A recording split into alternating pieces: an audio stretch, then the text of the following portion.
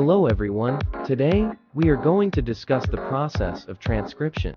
Transcription is the process by which genetic information encoded in DNA is copied into RNA. It occurs in both prokaryotic and eukaryotic organisms, but there are some differences in the transcription process between the two. Let's dive in and explore this fascinating process. In prokaryotes, transcription occurs in two stages. The first is the initiation stage, where RNA polymerase binds to the promoter region of the gene and starts synthesizing the RNA chain. This process involves the addition of nucleotides to the growing RNA chain, which ultimately leads to the formation of a primary transcript. The primary transcript is then processed by several enzymes to create the full-length mRNA molecule that carries the information for the synthesis of the specific protein in the cell. On the other hand, in eukaryotes, the process of transcription is more complex and involves the participation of several proteins and RNA molecules. Transcription starts with the binding of RNA polymerase to the promoter region of the gene. This triggers the assembly of a large complex called the pre-initiation complex, which includes other proteins such as factors that regulate gene expression, helicase, and enzymes that add bases to the RNA chain. The complex then moves to the start of the gene, where it continues to add nucleotides to the RNA chain, ultimately forming the full-length mRNA molecule. In conclusion, the transcription process is essential for the functioning of both prokaryotic and eukaryotic organisms. Although there are some differences between the two, this essential process is crucial for the production of RNA, which in turn regulates the expression of genes and contributes to the overall functioning of the cell. Welcome to our discussion on the process of transcription in prokaryotes, specifically focusing on bacteria. As we know, transcription is the process by which genes are turned into mRNA, which in turn serves as the building block for the production of proteins. In prokaryotes, such as bacteria, the process of transcription occurs in the cytoplasm. To begin, the bacterial DNA is unwound by an enzyme called RNA polymerase. This complex contains several proteins and works in collaboration with the DNA template.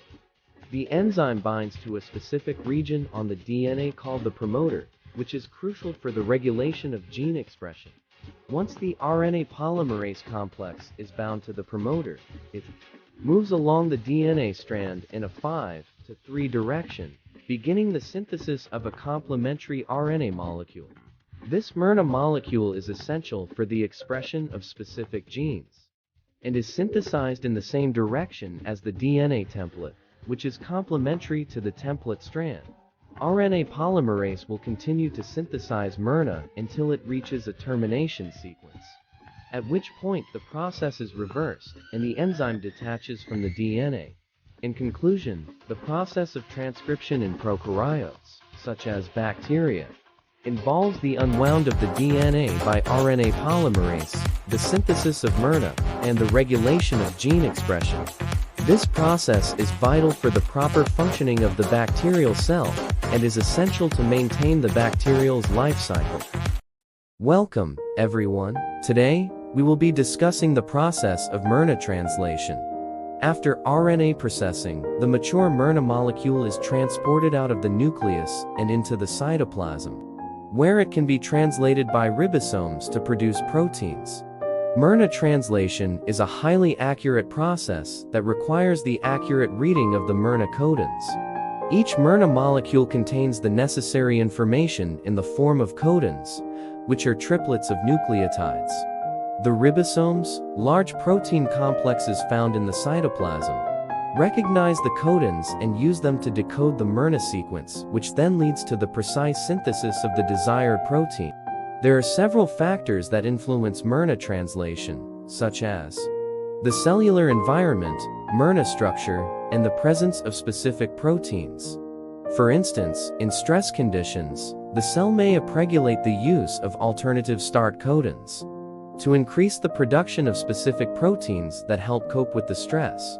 Additionally, mRNA structure can dictate whether it is translated or retained in the ribosomes. Some regions within the mRNA molecule, known as the 5' untranslated region 5' and 3' untranslated region 3' play crucial roles in regulating translation by influencing ribosome binding, mRNA stability, and subcellular localization.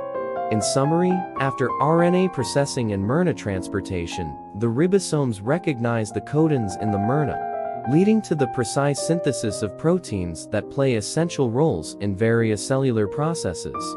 Understanding mRNA translation helps to regulate gene expression and maintain the proper function of cells, which is crucial for maintaining health and well-being.